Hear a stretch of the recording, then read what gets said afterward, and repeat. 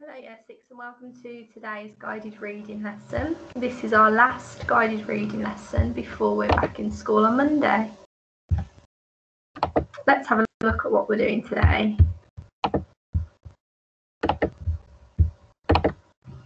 Right then, so today we are focusing on vocabulary. We are going to be having a look at some new words in a little while, which we're going to be coming across as we continue to read our book Wonder. Before we have a look at those new words, I would like you to have a look at these speedy recap questions that we've got here. These are words that we've looked at previously. So pause the video and see if you can work out what the answers are. Okay, let's have a look. Poking someone repeatedly is an example of being what? The A, B or C? Now the answer to that is B, being obnoxious. Remember what our definition of obnoxious. If you are obnoxious, it's something unpleasant, it's something rude. Therefore, if you are poking somebody, you're being unpleasant. And the next one, which of these words is closest to the word imitate? Is it A, B, C or D? The closest answer is A, mimic. If you remember that to imitate something is similar to copy in a sense, but it's not copy exactly. Therefore, mimic we could say is a synonym. And the last one, someone eating alone at lunchtime might feel ostracised. Why? Well, if you remember the definition of ostracised, it means to be singled out, to be left out from something. So somebody eating alone might feel ostracised because they aren't being included with any other children. They've been left on their own. Okay, let's have a look at today's words. So the two words that we are looking at today are contagious and coincidence. Have a little think to yourself now. Do you know what those two words mean? Could you use them in the correct context? And let's have a look at the definitions. So contagious, if something is contagious, it means it can easily spread to other people and make them sick. Zaki decided not to go to the party because he thought his cold might be contagious. Why was it a good idea for Zaki not to go to the party? Well, if Zaki goes to the party, then he could end up passing his cold on to other people. And then let's look at this one here. How is this picture showing you that something is contagious? Well, it's showing what's on this person's hand here. If they touch this person's hand, it will then move on to their hand. COVID-19 is a contagious disease, and there's lots we can do to stop it spreading. Complete this sentence. So in your head, can you finish the sentence for me?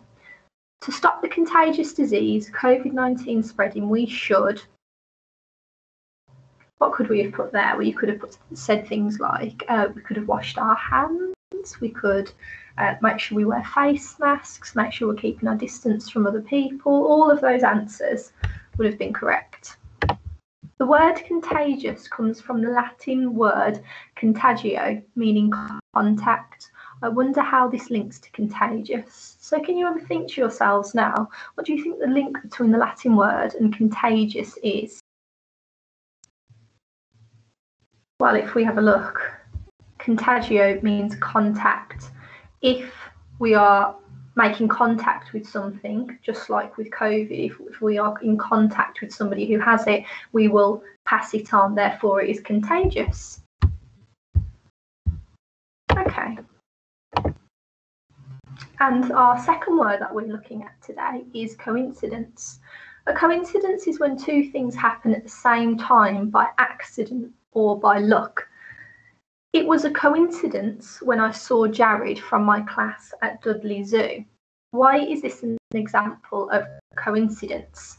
So have a think, why is that an example of coincidence? And also, if you can post in the blog today, there is an incorrect piece of punctuation here. Can you tell me what it is in our blog and why it's an incorrect piece of punctuation as well? Okay, this is a coincidence because it's by chance, it's by luck that you are seeing somebody else from your class. It wasn't a planned event. You can have fortunate coincidences and also unfortunate coincidences. I want you to think to yourselves, are both of these examples a fortunate or unfortunate coincidence? The teacher saw the pupil in Pizza Hut after she had called in sick to school. Well, I would say that's definitely an unfortunate coincidence for the pupil, because she's told the school that she's not well and yet she's in Pizza Hut. So definitely unfortunate for the pupil. And how about this one? The fairground that was visiting Walsall was only 2 minutes from my house. Well, that's fortunate. So by chance, the fairground is really close, so you'll be able to visit it easily. It's within walking distance. Right, you can have a go at this at home. I'm going to read out these sentences, and if you think it's a coincidence, I would like you to say, fancy that. Let's have a look at these sentences. Jeffrey and Caleb plan to meet each other at the train station.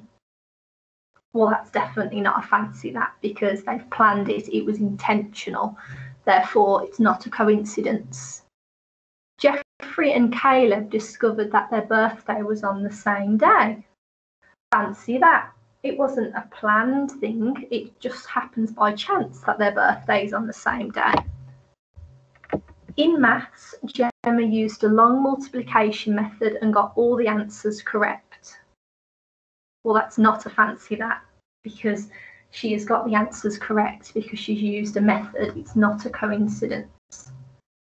Ali discovered that his partner had the same second name as him.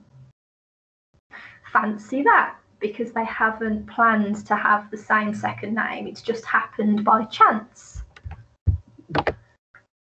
Okay, so today your task is to answer these questions here, which you will find on the blog. You can answer them on the to-do, remember, or you can answer them and email them in instead.